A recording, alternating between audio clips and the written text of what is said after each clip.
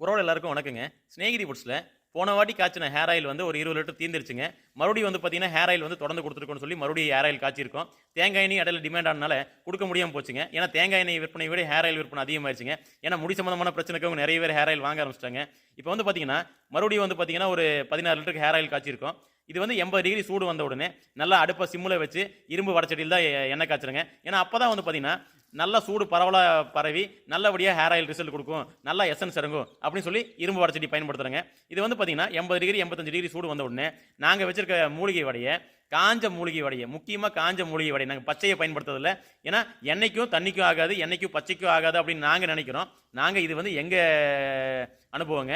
அதனால நாங்க வந்து தண்ணி சம்பந்தமாவோ பச்சை சம்பந்தமாவோ எண்ணெயில பயன்படுத்துறதில்ல. அதனால காய வச்சிருக்க மூலிகை வடைய பயன்படுத்தி இப்போ எண்ணெய் காய்ச்சிருக்கோம். இது வந்து பார்த்தீங்கன்னா, இது அப்படியே ஒரு வாரம் வச்சோம்னா நல்லா இந்த மூலிகையில் இருக்கிற எசன்ஸ் எல்லாம் நல்லா இறங்கிருங்க.